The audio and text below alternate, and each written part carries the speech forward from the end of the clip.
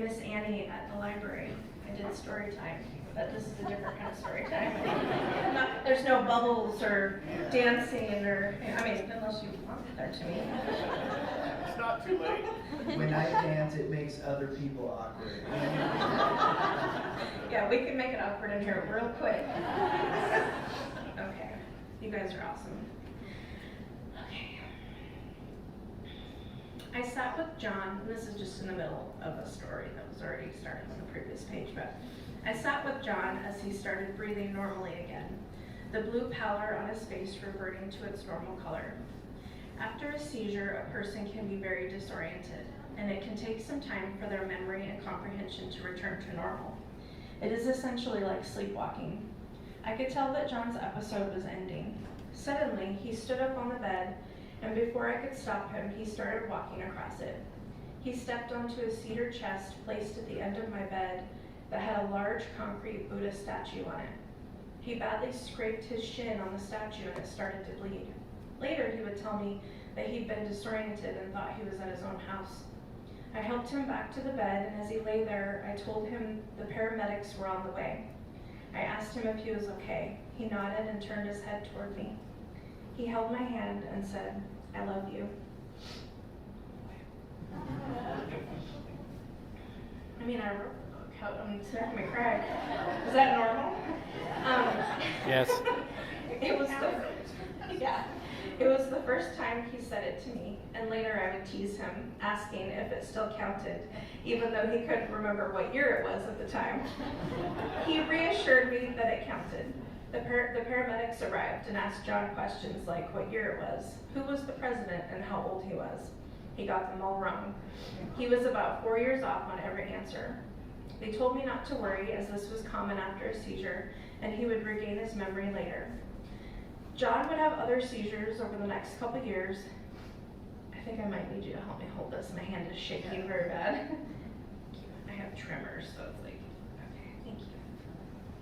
Appreciate that, honey. Okay, where was I? There we go.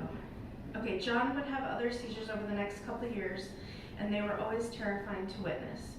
With the correct medication, and since he's mostly quit drinking, except for the occasional holiday whiskey, he no longer has these scary episodes. I followed the ambulance to the hospital and arrived at John's room where a doctor was examining him. During the examination, he lifted John's eyelids one at a time, and for the first time I was able to see his eyes. They were not what I expected. They were a light bluish white, lightly covered in scar tissue. I gasped. They were beautiful. About a week earlier, I had a vivid dream that John opened his eyes. In the dream, his eyes were filled with a nebula. Being an artist, I sketched a cosmic nebula-filled eye. It wasn't the last time John inspired me creatively. As our romance continued, I think a lot of people around us saw a fairy tale. Thank you, honey. But the first 6 months were nothing but trial and struggle. We fought almost every day. I didn't know if we were going to make it. Our disagreements generally started because of John's drinking. He would sometimes nod off when we were hanging out. At first I thought it was due to his blindness and insomnia, but eventually realized he was drinking excessively. Our relationship greatly improved once he stopped drinking about a year and a half after we met. John was fiercely independent, which I loved. I was also very independent and loved the freedom that my artistic lifestyle gave to me. We each struggled with integrating our lives together, and this sometimes brought conflict into our relationship. John didn't like having checks and balances in his life, so to speak, and I understand this. But I also knew that if we wanted to grow as a couple, we'd have to start making compromises. I was grateful that John had his own life, his own friends, and his own interests. Our independence meant that our courtship moved a little slower than most, and I think this was to our benefit in the end. John lived with his parents for many years in Salt Lake before moving to Vancouver. He was finally living successfully on his own, and I didn't want to intrude on his newfound autonomy. On the other side of things, I was used to going to events out in the community regularly. I went to art walks, concerts, fundraisers, business openings, all things that John didn't find blind friendly. Meeting new people was difficult for him, and it overwhelmed him to be surrounded by crowds with a lot of noise. Now it's my turn to be overwhelmed by that. Sighted people can sometimes feel awkward approaching a blind person, which left John feeling a bit lonely out in public. We started going to some events together, and I reminded my friends to please introduce themselves by name when talking to him. He said that voices mostly sound generic to him, and remembering names was also difficult because he couldn't put a face to them. I learned to give him little anecdotes about each person he was introduced to. Sarah the musician, Leah the wine bar owner, Dan the theater owner, Christopher the poet, were some helpful ways to keep John included. I wanted so desperately for us to work out, but each day brought on a new challenge for us. Something I did know about each of us was that we both faced huge challenges and came out stronger on the other side. This felt no different. We discovered a way to create a connection through what we called blind experiments. With a blindfold on, I would take on simple tasks that John deals with on a daily basis. These types of experiments are controversial in some circles because they can create a false picture of blindness.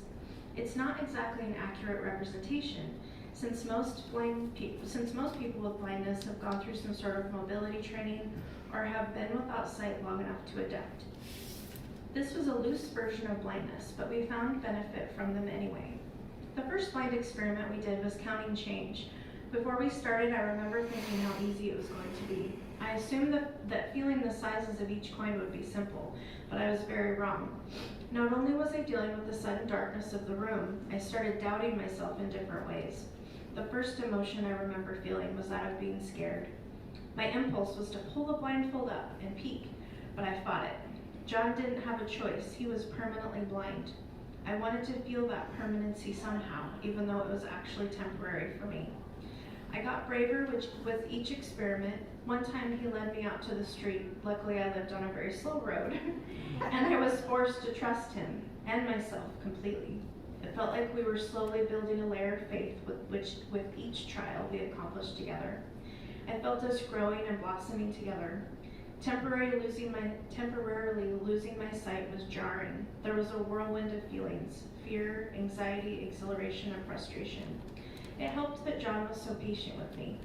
He told me he had to learn patience after becoming blind. Every step he took was a potential danger. Every time he dropped something and bent over to pick it up, there was the possibility of hitting his head on a nearby table or shelf. In addition to the tools he'd learned in his mobility and orientation training, slowing down was the only way he'd get through life and do it without harming himself. Almost. I have always struggled with impatience, but being with John has been the biggest lesson of my life. Because of his focus on the present moment, he enjoys life on a different level than I'm used to. I have been doing yoga and meditating on a regular basis, so John's adaptive philosophy drew me in. It was a major point of our bonding. If you want to learn about yourself, remove one of your senses. Your response will teach you a wealth of lessons. These small tests were representative of something much larger than us as individuals. We were in it together wholeheartedly.